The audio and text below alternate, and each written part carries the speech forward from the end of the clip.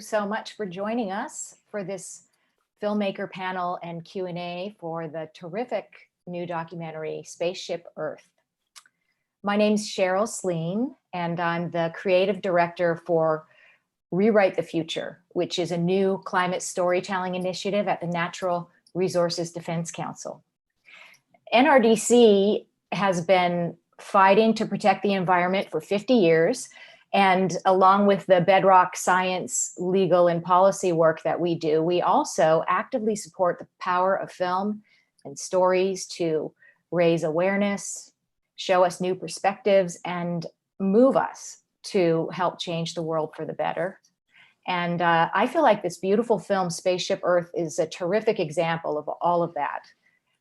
I first saw the movie at Sundance back in January, and I'm a super big fan of the movie and the filmmaker, and I'm very, very happy to see it's getting a great rollout by Neon. And I'm also honored to introduce our guests to talk about the film together and its timely insights about sustainable systems change. Spaceship Earth director Matt Wolf is a critically acclaimed documentary film director. Welcome, Matt. Hi, thanks for having me. Yes, some of his recent feature films include Wild Combination, Teenage, and Recorder, the Marion Stokes Project, and the HBO series It's Me, Hillary, produced by Lena Dunham. And he was also co-curator of film for the 2019 Whitney Biennial. So happy to be here with you again, Matt. It's great to see you. Good to see you too. Dr. Mark Nelson is a founding director of the Institute of Ecotechnics and has worked for several decades in closed ecological system research, ecological engineering, the restoration of damaged ecosystems, desert agriculture, and orchardry and wastewater recycling. Mark is featured prominently in the film as a member of the synergists community, as well as a member of the 8-person Biosphere crew for the first 2-year closure experiment in 1991 to 93. Welcome, Mark. It's wonderful to see you. Great to be with you all. Amanda Ravenhill is the executive director of the Buckminster Fuller Institute and an active member of the international community focused on addressing imminent global challenges. She previously held the role of executive director of Project Drawdown, a comprehensive plan to reverse global warming. Yay. She also serves as advisor to the Center for Carbon Removal and is a member of the steering committee for the Nexus Global Climate Change Working Group. She lectures and speaks publicly on such wide-ranging topics as biochar, regenerative design, carbon drawdown strategies, mindfulness, and systems thinking. Welcome, Amanda. Great to be here. So we'll be talking together, the panel here for about 25 minutes or so, and then the panel will field questions from you out there on the net.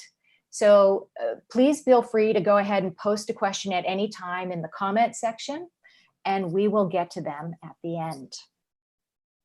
All right, are we ready to dive in? Yes. Start talking. I'll start with you, Matt. I hate to put you on the spot like this, but I'm sure that you have done this a gazillion times already. But for those, there's going to be people out there who haven't seen the film yet. And so I wondered if you could say a few words describing what it's about and maybe what drew you to making it.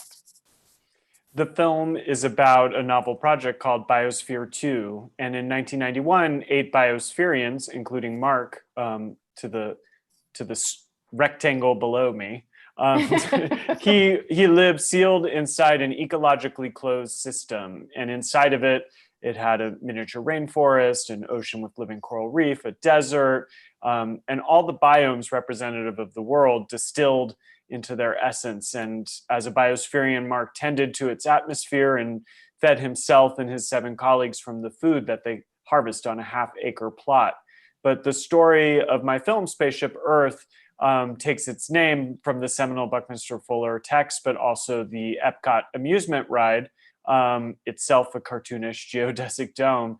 And it's a broad view of the history of the group that conceived of Biosphere 2, which also included Mark the synergists. And they came together in the 1960s and built a ranch called Synergia Ranch that was hugely inspired by the thinking and ideas of Buckminster Fuller. And the nucleus of their ranch included a geodesic dome, and they had direct contact with him. So the film is really about small groups, groups like the synergists and the biospherians who came together around common goals to achieve unprecedented projects. Thank you. That was a really great synopsis. Awesome. Of course, I'm sure a lot of us listening now have heard of Biosphere 2. I mean, it was in the news a lot back in the 80s and early 90s. But as you mentioned, Matt, the film, it takes us through the history of this grand experiment, and which was much longer and more episodic than I knew, that maybe most people knew.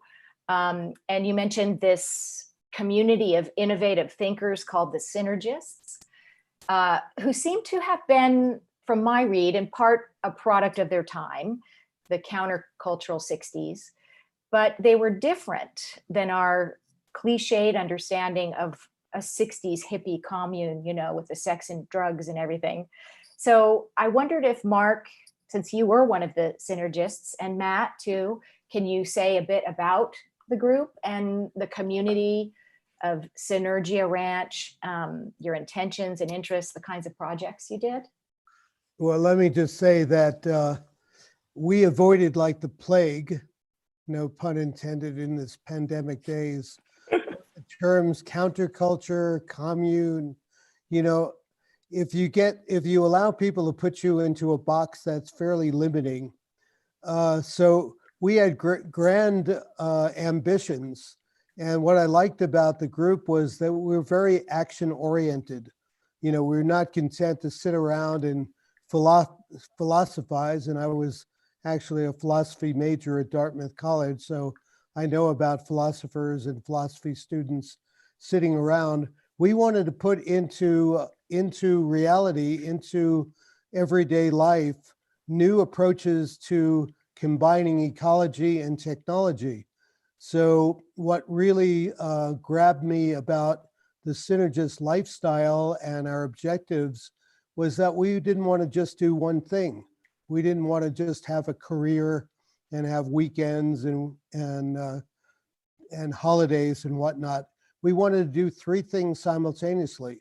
We wanted to do theater, that's an artistic expression. We wanted to work on ecology, so we founded in 1973 the Institute of Ecotechnics. And you know, there's a great through line of our work, mostly low profile projects around the planet that sort of culminated in a certain way in Biosphere 2. And we also wanted to see enterprises through. And what we defined as enterprises was doing something from beginning to end, a total process. If you do an enterprise, then you are self-reliant and your involvement with your community, because they'll say, you know, your art isn't any good, your theater isn't any good. If you're in Australia producing seed, we're not interested in it. So we wanted to be self-reliant and demonstrate that living ecologically could also be economically viable. And that's the program that kind of led us to Biosphere 2. Nice. And that's what drew me, that is what drew me to the group and to their story, is that they really defied tropes and cliches of hippies because of this enterprise model. And they were also artists. The Theater of All Possibilities was at the center of Synergia Ranch as well. And I really admired the interdisciplinary aspect of their work and their pursuits. And I think Biosphere 2 is the product of artists' imagination, their sense of beauty and design, but steeped in a kind of rigorous interest in science, the potential catastrophic effects of climate change, which they recognized quite early, and a desire also to pursue Mars colonization much long before figures like Elon Musk were discussing such premises. So those were all the reasons that drew me to this story and to this group. Fantastic. And I think that the film mentions that John Allen, the Synergist founder, was influenced by, and the Synergists were influenced by, the work of Buckminster Fuller. And you mentioned it a little bit, the Spaceship, what's the name of the book again? Operating Manual for Spaceship Earth. Operating Manual for Spaceship Earth, right. And since we have a Fuller expert here in Amanda, the director of the Buckminster Fuller Institute, I wondered if you, Amanda, and Mark and Matt could tell us a little bit about how Bucky Fuller's visionary work in systems and design influenced the Synergists and the development of the Biosphere 2 experiment. Amanda, it must be your turn. Oh yes, Amanda, do you know, maybe you don't know anything about that. I don't know. I'm not too intimate with that story. I mean, I can speak to kind of what synergy means and Sure. What kind of Bucky was intending, towards the end of his life when he was lecturing, up to 500 times a year, towards the end, just all day, every day, he would often ask audiences, what does synergy mean? And it was kind of this litmus test for showing that humanity just doesn't have a systems view of the world. So synergy is defined by the behavior of systems that are unpredictable by just looking at the parts of the system apart alone. And the fact that we don't have a word for that, he often reflected, is kind of a test and shows that we're not very systems literate. And so he popularized that word, and now, of course, it's like the name of construction companies and gyms and all sorts of things. It's been co-opted, but he really brought it forth to help people understand emergence and this potential of. He had this diagram that was like 1 + 1 = 4. If you look at the tetrahedron, which was Bucky's favorite shape, the simplest shape in the universe, it's like a triangle-based pyramid. If you add one triangle with another triangle, 1 + 1, you can actually create 4 triangles in the tetrahedron by putting them together. So you kind of open up each triangle and link them up, and they become that shape. And he used the tetrahedron in that story to show that, when 2 parts come together, there's this unpredictable behavior or pattern that can result. Look at hydrogen and oxygen coming together. You would never imagine water in all of its qualities. And so he used it as a term to understand systems and also as a term to empower people, which he did a lot. And I think that's what he did with your group, Mark, and just showed that the power of the individual and the power of a collective to really change the world, that it's all so complex that we can each kind of, have these trim tab moments where we put our foot in the right direction and we can change everything. Yeah, let me just add that, Bucky is such a refreshing breath of alternative thinking and comprehensive and reality-based thinking. Because if you go through the university system, through the school system, it's kind of dominated by physicists, and, you learn about the heat death of the universe, and everything is running downhill, and entropy rules the day. And I know when I first started reading Bucky, which was here at Synergy Ranch in New Mexico, it was like, oh my God, the emperor doesn't have any clothes. All of that stuff is really depressing, and maybe that's why it gets so much airtime. But you think about planet Earth. Well, if everything is running down, how did we wind up from probably a few microbes either at the bottom of the ocean or subsisting somewhere to building the biodiversity? And the biosphere has basically shaped the Earth. When we think of the Earth and we look around, we're looking at a 4 billion year history of life pushing the rock uphill, doing synergetic things and creating diversity. And so to me, that was kind of a great introduction. It was on our initial reading list when you came to Synergy Ranch. There was Lewis Mumford, The History of Technics and Civilization. there was Bucky Fuller. There were a few key tomes. And that's what I loved about the group, is that we didn't just want to sit around and gaze at our navels and talk about Bucky Fuller. We wanted to see, well, can we make synergetic projects?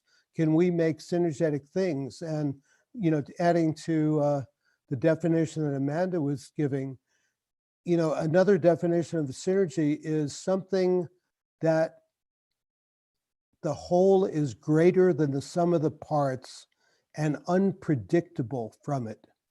Now, that's really good, because we're all so depressed by the projections that we're all on the road to hell and the biosphere is doomed, and you might as well just shop online and try to ride out the storm.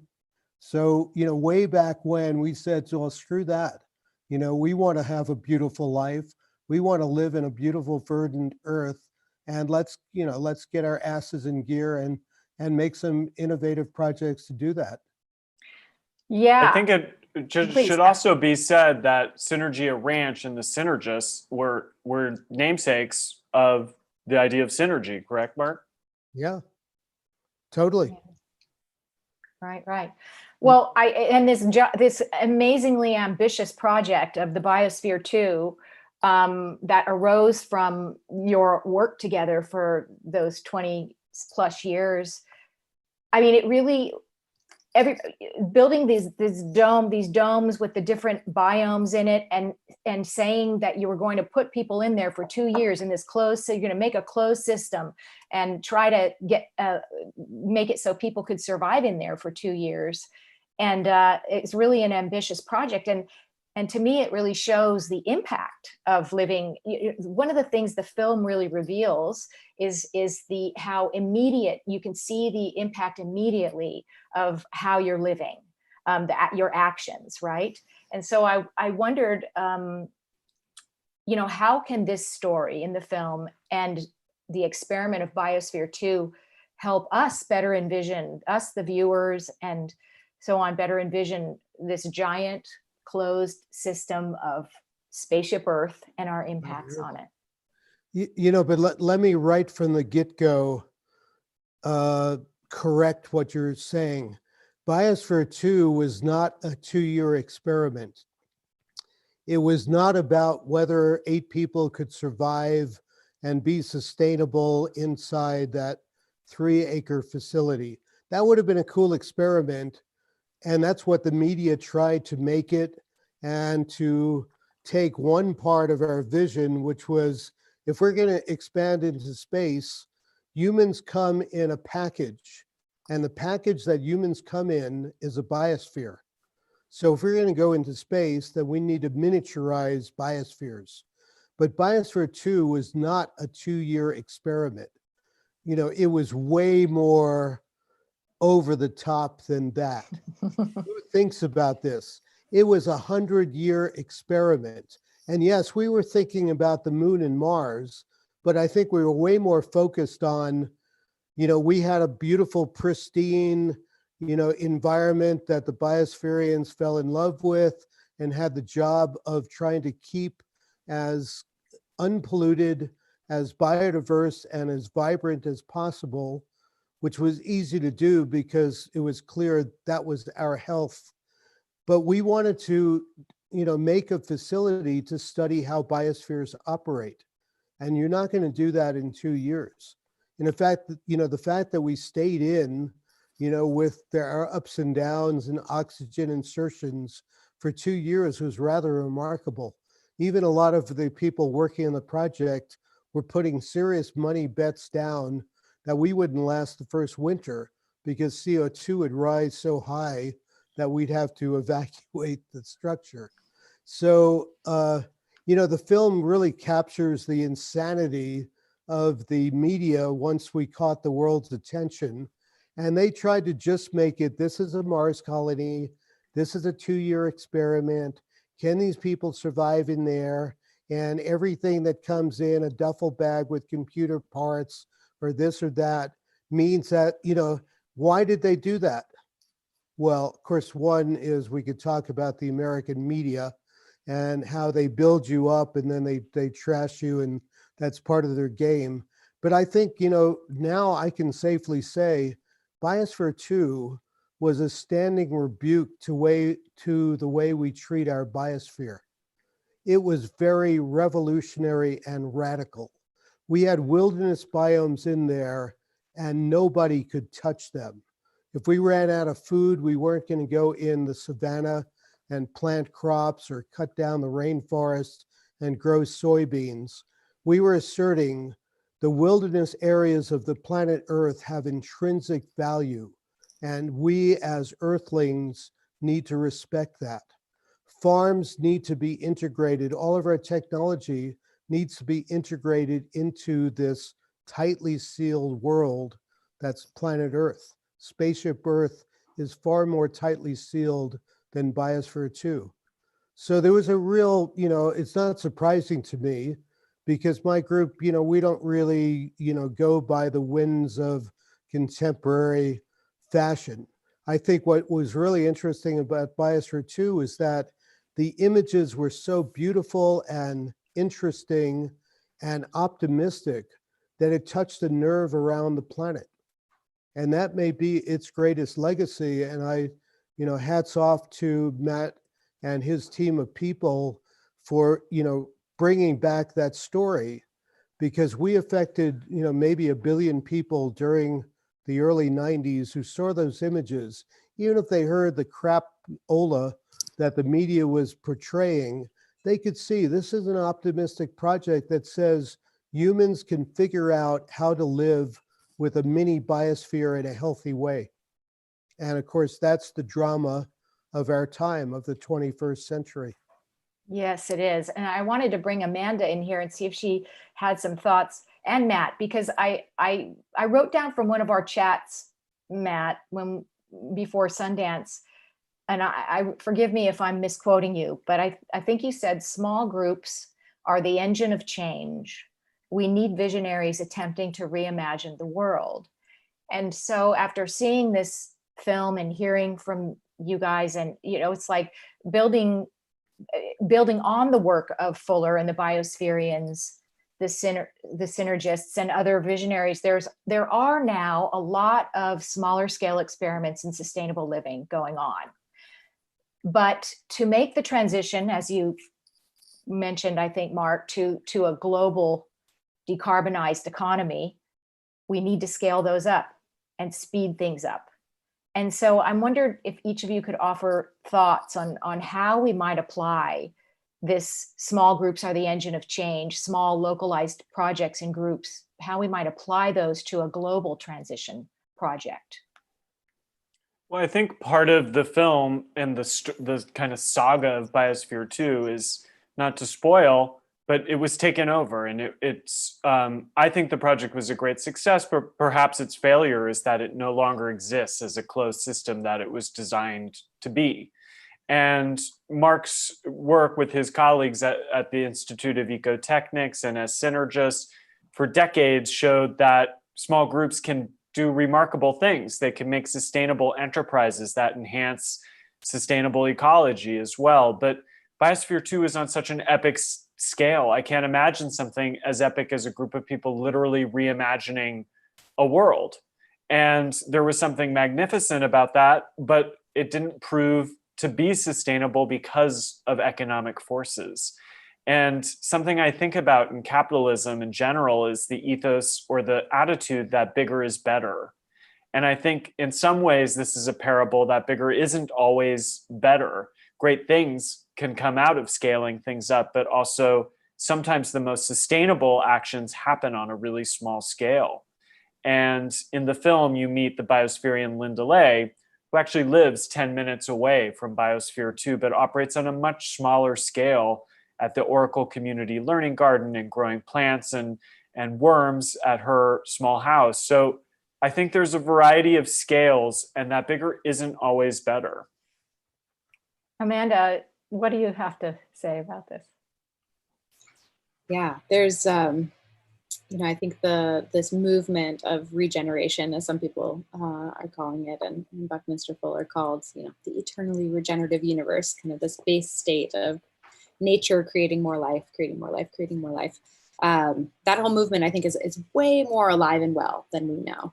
You know, we're far more capable and far along than the media machine likes to make us think, or is propelled by. They're just not fueled by our stories quite as well. And so some of the work we're doing now with Buckminster Fuller Institute is finding those kind of, you know, who would Bucky be friends with today? Who are the people who are inspired by the same things that he's inspired by? We have a program called Regenerosity. And that's all about bringing more capital of all forms, but also focusing on philanthropic capital to projects all over the world. And it's amazing to see what's happening. I mean, there's a project that we're supporting in Eswatini, which is the new name, or the old original name of Swaziland. And they're putting permaculture into the textbooks of every child in the whole country. And so there's these, you know, kind of combination, as you're saying, Matt, of like all the scales. There's like small scale, you know, permaculture gardens happening, but like infused through an entire country's, you know, textbooks right now. Just as one tiny example of kind of, you know, stretching our minds of what's happening all over the world right now. I think, you know, in this moment of pandemic, and how are we coming back? What is the new normal? Because everything has changed. We're realizing that, you know, overly centralized systems are very fragile. And the decentralized regenerative movement is as Bucky said, emergence through emergency. We will kind of see these solutions as obvious once we need them. So I think that's the moment we have the potential to be in right now. It's still touch and go, of course. And the innovators, the local regional innovators can be models. You know, those who are leading the way in these experiments, like the Biosphere, you know, and like some of these city and regional projects going on now, they can show other people, you know, the lessons learned. And so maybe, you know, I take your point, Matt, that scaling up might mean just increase in number versus increase in size, you know, but there's a lot of these small regional sustainability living projects going on at once around the planet. So let's see, I wanted to make sure we took some time for questions, but there aren't a lot coming in. So I'm just going to keep forging ahead and make sure that oh, here's another one. No, okay.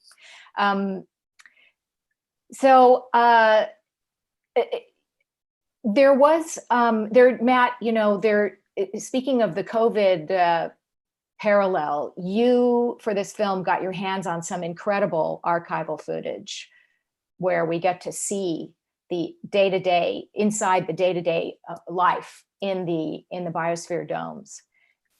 And we, as the audience, get to see the challenges of living in close quarters, and also how was really touching to me is the stuff about how the Biospherians were preparing to go in, like what they were choosing to bring in for 2 years isolated from the world. So I personally can't help but see the parallels to this moment of coronavirus quarantine and sheltering at home, and as well as the environmental benefits of stopping most of our everyday activities. We're seeing that. So I'm just wondering if any of the three of you, Matt, Mark, Amanda, care to reflect on any resonances you see with this particular time and what we're going through now. I think one thing that I've really noticed in my own quarantine is a different sense of time. Like it's Friday today. It's shocking to me. I thought it was Wednesday. But, you know, not that it matters what day it is, but, you know, time feels very accelerated, even though in most senses we are doing less. And I was struck by the way Mark and the other Biospherians described their 2-year mission. I think to some people it sounds intolerable to be in an enclosed system for that long, but my sense from them was that time flew by, not only because they were busy, but I would imagine because they had a different experience of time. And when I observed Dr. Roy Walford's footage, which we were lucky enough to access, which documented day-to-day life inside, I saw that kind of meditative quality of the work that Mark and the other biospherians did to tend to their world, to produce the food they needed to eat and the atmosphere they needed to breathe. And I found that to be meditative and almost soothing to watch. And it gave me a sense of an altered state of mind and an altered sense of time. And I think that will be a big shift for us as we transition out of a state of quarantine. And I hope there's some transformation in terms of how we look at efficiency, productivity, and just an accelerationist culture that needs to slow down. Yeah. And that it's not terrible to slow down, like we can do it. I know, Matt, I don't know where you got that time flew by. It sure the hell didn't. Of course, I had the experience of being celibate, which I hadn't been, before Biosphere 2, and I haven't been particularly since then. So I had lots of time to keep a journal and all the rest of it. And, really every day in Biosphere 2 was pretty remarkable. I mean, I woke up with a beautiful view of our agricultural system, and through the beautiful geodesic space frames to one of our lungs and out to the Santa Catalina Mountains. And for me, it was like my 2-year Zen retreat. So I had never read Thoreau, and we all had the what was the mantra we had? You're on a slow boat to China. So bring in all of the books and all of the films and all of the things that, you never seem to get time to read. And one of my greatest reads was Thoreau's On Walden Pond. And I was so delighted that he was actually basically up there for 2 years, growing his beans and doing his thing. And we all know from that book is, one of his great mantra was simplify, simplify, simplify. Now, the biospherian lifestyle was very, involved. And in Life Under Glass, here I'm plugging my new book, which was the only book that 3 of the biospherians wrote during the closure. Now it has the 2nd edition and, the chance to look back on the experience and really explore the resonance. What are the lessons? What's the relevance of Biosphere 2? Because if it's just a historical oddity, it's neither here nor there. But I think it speaks to our modern time. And, one of the big things about Biosphere 2 was that we felt so connected to our living systems. And what that produces in you is this feeling, so many people are alienated from nature. That is such a sad term. And I grew up as a New York City kid. I was pretty much as alienated from nature as you could get, I guess. But in Biosphere 2, we had this revelation that we are dependent on and we are part of a biosphere. So we chose that, little awkward phrase biospherian, with good intentions of forethought, that eventually everyone would look at each other and say, well, among our other job descriptions, we are biospherians of planet Earth. And that is such a wonderful, it's like Christmas every day. You've been born on this magnificent Spaceship Earth, the only biosphere we currently know in the biosphere, and you have a role to play in it. And every breath, every bit of water and food that you eat, you should be saying, thank you, biosphere, thank you. I'm not sure what the question was anymore. We were talking about the parallels to COVID this time, but I think everything you said applies. Mm-hmm. Yeah, and I think there's, people are talking right now a lot about human health being dependent on planetary health. That seems to be a meme that's arising out of this crisis. And just in time, right, as our ecosystems are all just so threadbare, so on the brink of collapse right now. It's just in time for us to tune into that and regenerate them and restore them so that we can continue to thrive. Yeah, we did some really incredible work with Project Drawdown, my previous nonprofit, to see kind of like how do we solve climate change, and found that it was actually connected to everything else. And I think women and girls and family planning actually ended up being the top solution to climate change, which we didn't predict. And yeah, I think this moment and Biosphere, I mean, just that everlasting perennial understanding of everything is connected, and human health and planetary health and where I am and what I do is connected to everything else.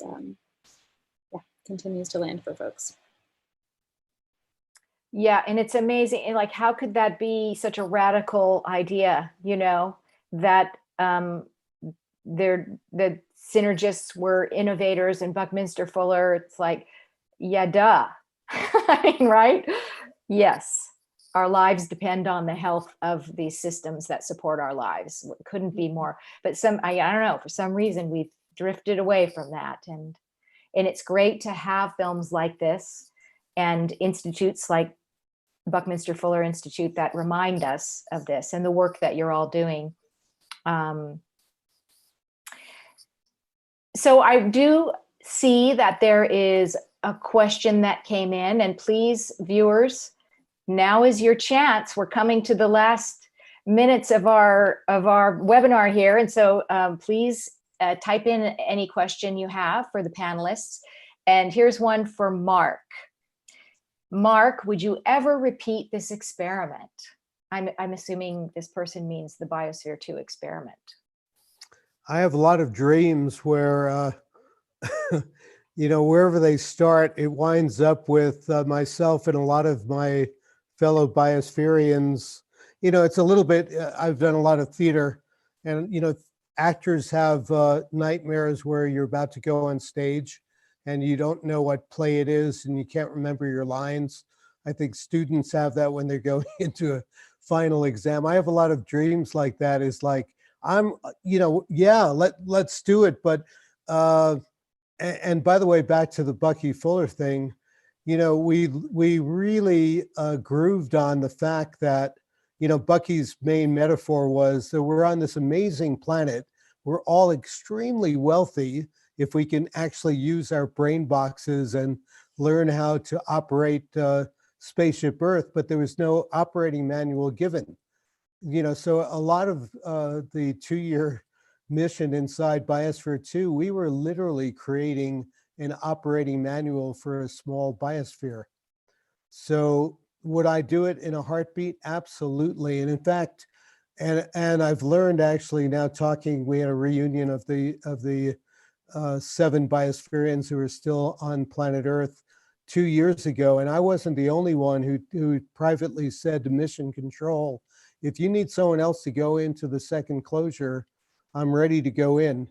And, I love being outside. I love, the things that you can do when you're not limited to 7 people in 3 acres. But being in a small environment like that is so precious, because you really understand that everything that you do has an impact. And so when I came out, I immediately signed up to do a PhD in constructed wetlands, because here's this New York City kid, I'm in charge of the sewage system of a little world. But that sewage system is not something that we put, out in the ghettos or way the hell away because it's so nasty. It was a beautiful constructed wetland. And I did that PhD and made those systems around the world because I was convinced people need to get connected to the reality. And one of the reality is, where is the water that, where's the water coming from that when you turn on a tap or your shower? Where does your wastewater go? And most people, really should start their reality training. I think Bucky loved this thing, reality thinking. Reality thinking is really, really important. And if you start to look at your reality, then if what you find out doesn't please you, then you get motivated to change it. So, I mean, I love doing those systems and making people fall in love with the greenery that their shit and piss and other waste products produced. It was such a pleasure. Yeah. Well, the film really really shows everything that went into creating that and what it was like to live through it, at least for those of us, unlike you, Mark, who just can see it from afar, from outside. And so, Matt, you've done an amazing job bringing us into that story. I think I'll end the questions part with just a question for you, Matt, which is sorry that it's a cliched question, but what do you hope people will take away from your film? Well, we live in a very cynical world. I think a lot of people are snarky and cynical. And I never really thought I would make a film that aimed to be inspiring. It's not really my MO, but I found the story that I was telling to be inspiring. And I've heard that it inspires other people. And we're in a moment in the world where we need to cut through cynicism and snarkiness and actually think in constructive and meaningful ways about how we're going to grapple with a new world. And that's what this story is about. So I hope it's inspiring on some level to people to pursue new ideas and to look at new models for managing the world because it's broken. Thank you. Yes. And also how to do that in community. They really were a model of that. How you can, the strengths of everyone in the group worked together so synergistically, if I may. So let's see. I wanted to, before we leave, ask you, Amanda, about the virtual cinema, the opportunity to see the film Spaceship Earth through the Buckminster Fuller Institute. And if you could tell us a little bit about that, it'd be great. Yeah, of course. Yeah. So we're partnering with the film. You can watch Spaceship Earth through BFI. If you go to bfi.org, Buckminster Fuller Institute, or on our Facebook page, you can see the link there. And the money comes and supports the Institute in our programs. One of the programs I'd love to invite people to come and participate in is we have a space camp for astronauts on Spaceship Earth. It's an online community and course called Trim Tab Space Camp. And the idea is to stretch our imaginations of just how big we can think. So we have a next module launching on May 26th, and we'll be studying world building, permaculture, synergetics, and then also talking to Charles Eisenstein about this moment of the coronation, as he calls it, and how we can transcend our old paradigm of a story of separation into a story of interdependence. So please join us for that. And then, as I mentioned, we have the Regenerosity program that's connecting these projects all over the world. The Buckies of today, the people who are inspired by that same living systems understanding of the world. So please, do watch through bfi.org and support our programs and join us for Space Camp. Buckies of the world unite. Let's do it. That's so cool. I love it. Cool. I didn't know about that. It's very cool. Yeah. And I guess I will put in a plug for Rewrite the Future. Will be participating tomorrow in the Digital Hollywood Digital Hollywood Climate Summit, which is being produced by the Young Entertainment Activists. And it's a whole day of different panel discussions that are exploring how Hollywood, how the entertainment business can help make change when it comes to climate change, how we can get more climate stories on screen and change the cultural narratives around climate to solve this thing. So I invite you to check out the HollywoodClimateSummit.com, and the tickets are free, or pay what you can, and please come on board, check it out. And Mark, you got to say something about your book. Was there anything else you wanted to mention before we go? Aside from mentioning Life Under Glass again, the inside story, because the film is really great, but the project can't be encapsulated in 2 hours. I guess what I want to say is that I think that we all need to think positively. A friend of mine taught me that optimism is not a luxury, it's a yoga. You know, we can't afford to be despondent or pessimistic because that will nullify our, you know, our belief that we can make a difference, and we can make a difference. So, you know, we all love yoga, we love mindfulness, you know, we need to be optimistic, but not fatuously optimistic. And I'll go back to, you know, we need to fall in love with a little piece of the biosphere, our community that's part of the biosphere. And once we fall in love with it, then we will be informed to defend it and to regenerate it. Hear, hear, beautifully said. So thank you, Amanda and Matt and Mark, for this wonderful event. I'm going to make sure I don't forget anyone here. So thanks for participating in the panel, and thank you to Neon, of course, for making it happen. And thank you, all of you out there who have tuned in, for joining us in the conversation. So let's stay safe and be well, and just let's forge on with the good work, do what needs to be done. Right, Mark? Right. Optimistically. Right on. Optimistically. Making a difference. Making a difference. Thank you all so much for participating. Thank you. It's really great to see you. And Great good luck with the conversation.